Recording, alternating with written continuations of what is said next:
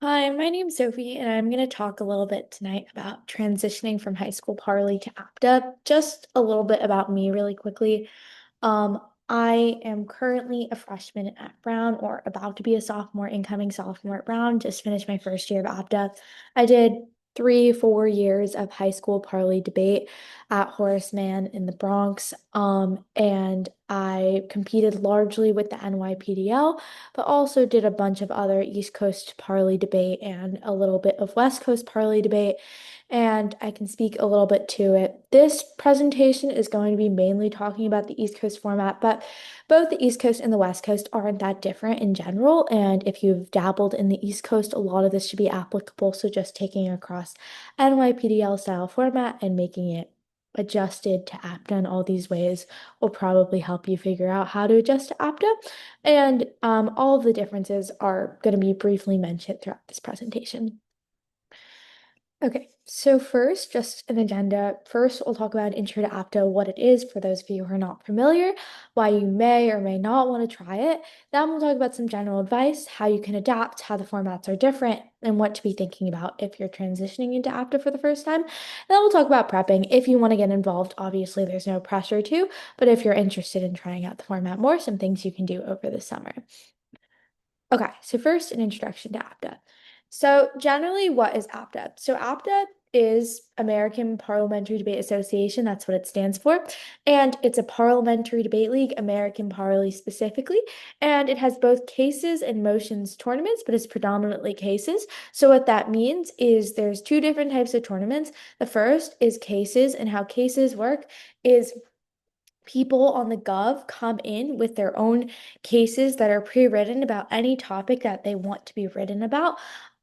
And they read the case statement or the topic to the op, and then they have some time to prep a case in response, and you have a normal debate round. And the cases can basically cover any kind of issue, but there's a lot of info in the info slides that explain to you what is going on in the round. And then there's motion tournaments, which are very, very similar to what a lot of high school parley is. There's one motion per round, which is written by a team of CAs or people who write the motions, and you're automatically assigned Gov or Op, and then you have to prep a Gov or an Op to that motion. And I will also add that you're probably going to do anywhere between 2 and 3 of Gov or Ops in each round. You can do 4 Ops. It's very, very rare, but you're probably going to get a minimum of 2 Govs per tournament. Um, there's no real outside prep needed other than writing your cases, but of course, there are a lot of open source cases. You can borrow cases, but it's great to write your own cases, but you don't need to for motions tournaments. But there's no prep in terms of like cutting cards, searching for evidence. Even the cases are largely written based off of logic, and it's not like you're going to read like cards as you do in PF. There's 15 minutes of prep time. This is true across cases and motions tournaments, and there's a POC period during that prep time in cases. And how that works is you ask the government team, if you're on the opposition, questions about the case statement and what the case is referring to so you can get some more clarification. This is really good so that you're able to better understand what the topic's about if you're confused at all, and they can answer any questions for you during prep time.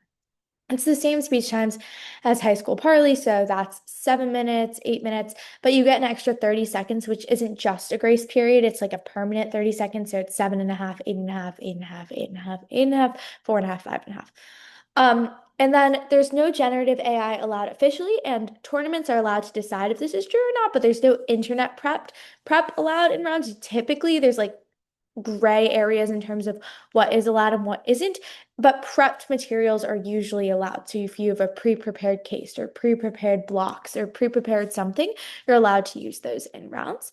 And then the format is judged by college debaters or former college debaters, which is very different than high school parley. There are some people who are actively competing, but it's largely parents, and there are no parents in college parley, which is great in some ways. In a lot of ways, you get a lot more good feedback and all of that kind of stuff. And it's also just a techier format. So you're going to win on the flow. You're not going to win off of sounding the most convincing 99.9% of the time. And you're going to have to win in terms of actual argumentation and who wins at the end of the round. Okay, should you try APDA just really briefly? Um, APDA, I'd say in like a summary, it's high school parley, but with better arguments and better judging and more interesting debates. So if that's interesting to you, then I think it's worth trying. Otherwise, maybe it's worth seeing a tournament or two and deciding if there's something else that's appealing to you, or maybe not at all. But that's my only pitch. I'll talk more now about some general advice. Okay, going into the general advice. So I'm going to go into op and then I'll go into gov. Because op is far more similar to what we're experiencing in high school versus the gov. But op quickly, it's very similar, I'd just say, to NYPDL format. NYPDL style argumentation, I think, is very credited and very good to use in APTA when you're opping. And just in general, it's not that different. It will be easy to adapt to with a few changes. Some of those changes are first, there are going to be these really, really long info slides. Like there can be 1,000 word info slides, and these are called case constructs, but info slides, same thing. And you should use that info slide to generate warrants. It says a certain thing about a certain person, so that means something is probably true for a bunch of different reasons. So if they use some background to some extent on a person, you can use a line to prove why an argument is true. So you should search within the info slide for warrants that could be possibly true in the context of the round, which is not something that's as true in high school parley. And in doing so, you're able to be less kind and generous in terms of your argumentation to the gov because the op is at a big disadvantage in the sense of they haven't written the case in advance, so they don't have to be that generous and can kind of just get away with saying things are true based on the info slide. You also, not everyone's great at doing this, but should take your time and try and ask a bunch of POCs. It's better if you're having a debate about the same topic than having two separate debates and then the judge having to adjudicate that. So making sure you're on the same ground. If something doesn't make sense to you, ask rather than trying your best to figure it out. And doing that is good, even if it means you get 1 minute less to write down some of your arguments. Um, then MOs are largely off flow, which is just going to mean that you can go and talk about the three biggest issues in the round and why you're winning them, more so than you can talk about like every single line by line argument. It's good not to drop things and forget about arguments, but it's more important to win certain arguments really strongly and weigh them really strongly on the op. It's probably a little different on the gov. And then I'd also say weighing is super important more than high school. Judges will look to weighing first and vote off of weighing. And they'll listen to how you tell them to weigh things. And it's important that you adapt to that. You can win off of maybe something that's intuitively not the smartest argument, but is weighed really well because APT is a super techie format with techier judges. Then there's something called tight calls. So obviously, government teams, as I said, are allowed to write their own cases. And if you're writing your own cases, you have this incentive to make them quite strong on your side on the gov. So if an op team thinks that a case is unwinnable on the op and too strong on the gov, like a ridiculous topic, there's something called tight calls, which is where you say this case is unwinnable from the op, and you explain all of the arguments that they could have made more to make it harder for you to win. And basically, you just switch sides in the round. So the op team becomes the gov, giving all the arguments that they possibly could have made and showing why they'll always outweigh any possible argument that could have been made on the op side. And the government team will try and make some arguments to explain why it could have been won from the op side. And there are these things called type blocks, which government teams have pre-written to explain why their cases are in type.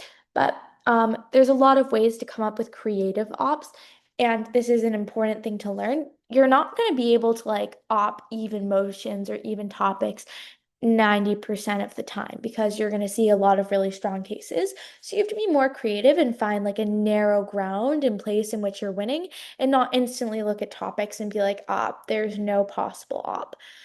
And the last thing I'd say is there's very little to no West Coast tech. Critiques are not really a thing. Very, very, very, very minimal theory. There's some tight call theory and some other kinds of theory, but it doesn't really exist in large numbers. And counterplans also aren't really a thing. There are some places, sometimes where it exists, but it's really not a popular thing in APDA. Okay. And now I'll talk about the gov really quickly. So, government, just basic. I think a lot of people who are graduating from NYPDL, West Coast Parley, whatever, high school Parley in general, don't do this to the same extent as when we're younger, but definitions and weighing mechanisms are not something you're going to be talking about or something that exists. You might do it for some modeling if emotion is kind of unclear as to what a word means and it's really, really important to the debate round, then there might be some modeling as to what's the likely burden of proof to prove with a certain word, but you're not going to go up there and say, we define this as this, we define this house as this, the weighing mechanism for this round is net benefits. None of that really exists, and intros aren't productive. You just go straight into your arguments, and you can do off-time roadmaps. Those are super, super common. Almost everyone does that. It's rare to have on-time roadmaps. Then there's also obviously, as I've talked about, writing cases for cases tournaments, and you have to write those in advance. So you're gonna want to write cases generally, and then there's probably other videos you can look to for more info on how to write great cases. But you're gonna want to write cases that are interesting to you, something that you have fun with, something that's enjoyable, because that's a big thing. If you're going into college and want to pursue this activity, you want to be interested in what you're talking about. But these cases should also be somewhat snug, somewhat strong, hard to be on the other side so that you have an advantage on Gov, because that's the whole point, writing cases that are super, super strong. Um, but also interesting and making sure that you have a balance and that it's not tight, even if it's strong, just something that's easier on one side. And also, you could write open cases and just have a fun time, or write something called an op choice case where op can choose to defend either side. So you can write cases however you want, but generally, it's better to write sided, gov-sided cases that are really interesting to you. PMR as a speech, the last Gov speech needs to be a more offensive speech than it would be in the NYPDL. You want to show all of the ways why, even if everything that the op proves is correct, you're still winning the round, and you need to pull through arguments and show why that offense is independently outweighing and not just like why they're losing, which I think is a more common strategy in high school because it's just a strategy that's picked up more. But it's more important to talk about why you're winning. Not more important, but important to talk about why you're winning as well as why they're not. And you can and should, and a lot of people do because it's how the format kind of operates, is you want to blow up dropped PMC tiny arguments. So when you write your cases, you should be thinking about what are arguments that you can win on, and you should think about those arguments that are mishandled or dropped or not fully dealt with, and you can bring those back into PMR even if they haven't been talked about earlier, or they have to have been talked about earlier in the round, but have not been talked about during the round much or to a large extent. And you can bring those up, talk about why they're true because they've been dropped, and then explain why those arguments outweigh arguments on the op. And then last thing is that the MG should cover the entire flow. They should absolutely try their best not to drop anything because it's your last opportunity to respond to things in the round. And if not, you can get POO'd. Brief thing on POIs and POOs. POIs don't really exist, unfortunately. Some people will ask them. There's just not a large percentage of people who will take them, but you can still ask them. They're very interesting when they do happen in rounds, and a lot of judges like when they happen in rounds. And then in terms of POOs, so judges in APDA do not protect the flow, or maybe some do, but largely people do not protect the flow. So in order for a point to be crossed off the flow, if it's new, you have to call a POO and explain why it's new. Okay. So the last thing is just like prepping if you want to get interested before you start the school year. And no pressure to do this. Enjoy your summers. It's a free summer. But if you want to get in, if you're interested or want to get involved in some way, here's a couple things you can do. You can watch publicly available rounds on the APDA website. The website is apda.online.